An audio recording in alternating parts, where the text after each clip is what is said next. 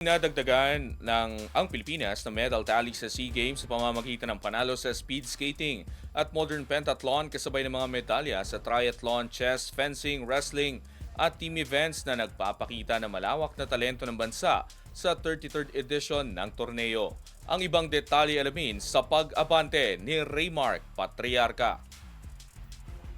Pinangunahan ng Pilipinas ang isa na namang produktibong araw sa SEA Games sa likod ng panalo sa speed skating at modern pentathlon, kasabay ng mga medalya sa triathlon, chess, fencing, wrestling at team events. Nagbigay ng gintong panimula si Peter Grosclose matapos dominahin ang men's 500-meter short track speed skating. Dinagdagan pa niya ito ng silver sa men's 1,500-meter short track upang tapusin ang malakas na kampanya ng Pilipinas sa ice events. Sa modern pentathlon, sinelyohan ni Michael Ver Anton Comaling ang isa pang ginto matapos manguna sa men's triathlete individual sa oras na 14 minutes at 10.17 seconds. Nakuha naman ng silver si Shaira Aranzado sa women's triathlete sa oras na 18 minutes at 29.30 seconds. Sa triathlon, nag-ambag si Kim Remolino ng silver at Fernando Jose Caceres ng bronze sa men's individual,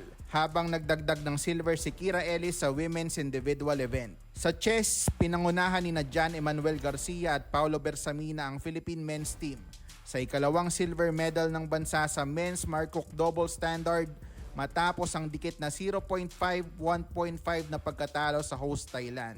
Nakamit din ng Pilipinas ang silver sa mixed duathlon relay sa tulong ni Mary Joy Trupa, Franklin Ferdiyi, Erica Nicole Burgos at John Patrick Siron. Sa team events, nasungkit ng Philippine men's ice hockey team ang bronze matapos ang 5-3 panalo laban sa Singapore, habang bronze rin ang naiuwi ng Philippine women's floorball team matapos daigin ng Malaysia sa penalty shootout sa score na 4-3. Naghatid din ng mga bronze ang fencing team ng bansa sa men's team foil, women's team epee at women's team saber. Sa wrestling, nagwagi si Aliyah Rose Gavales ng silver sa women's 50 kg freestyle, bronze si Rhea Grace Cervantes sa women's 53 kg freestyle at silver si Arian Geraldine Carpio sa women's 62 kg. Sa Greco-Roman events, nag-ambag ng tig-isang bronze na Jason Baucas at Callum Johnston Roberts. Habang nagpapatuloy ang kompetisyon, patuloy na ipinapakita ng Team Pilipinas ang lalim at lawak ng talento nito sa iba't ibang larangan ng palakasan